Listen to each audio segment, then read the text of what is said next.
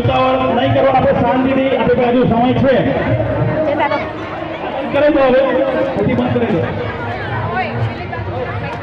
Hello, આ જે ભાઈઓ ઉભા છે બધા કાં તો પાછળ આવી જાય અને કાં તો ઓછલી જગ્યા ક્લિયર કરે, બેવાની વ્યવસ્થા કરે. કાં તો ભાઈઓ બધા પાછળની સાઈડ આવી જઈશું અને બધા કાં તો બેસી જઈએ, કાં તો જગ્યાએ બેસી જઈએ, કાં તો બધા આપણે પછી પાછળ જતા રહીએ.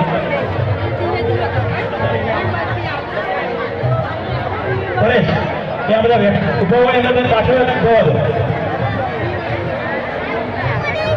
હવે મંદિરની અંદર જવાના, મંદિર જે સિદ્ધેશ્વર મહાદેવ મંદિરના પરિસરની અંદર આપણે કોઈ ના જઈએ અને આપણે બહાર રહીશું, વ્યવસ્થામાં બધા જ બહાર રહીશું અને આરતીનો લાભ લઈશું. આરતી ટૂંક સમયમાં ચાલુ થાય છે એટલે જે મહાદેવના ગર્ભગૃહની બહાર છે એ બધા અહીંયા ઉભા રહીશું. એના સિવાય આપણે બધા જ બહાર રહીશું. હવે કોઈ પણ અંદર નહીં જઈએ આપણે. અને ભાઈઓ પાછળની સાઈડ બહેનો અંદર બેસી જશે, ભાઈઓ પણ હોય તો એ પણ બેસી જાઓ તો આરતીનો લાભ મળે, બીજાને પણ જોવા મળે.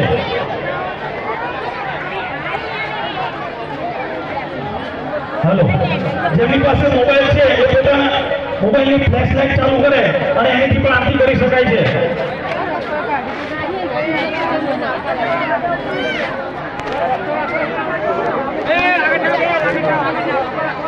ચાલો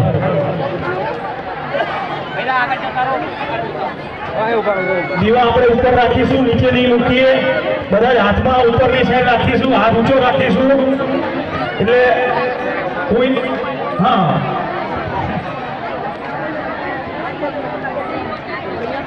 અને આરતી પત્યા બાદ આપણે બધા જ દીવા એક જ જગ્યાએ મૂકીશું.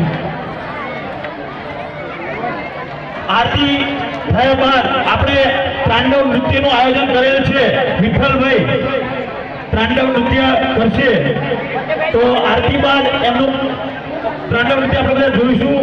સરસ વિઠ્ઠલભાઈ કરે છે, ઘણી વખત આપણે કાર્યક્રમમાં આવેલા છે, ગઈ વખતે પણ હતું તો આપણે સૌ એનો પણ લાભ લઈશું. દરેક ભાવિક ભક્તોને ઉતાવળ નહીં કરીએ. દીવા આરતી પતે એટલે દીવા જ્યાં ત્યાં નહીં મૂકીએ, એક જ જગ્યાએ આગળ આપણે જે શિવલિંગ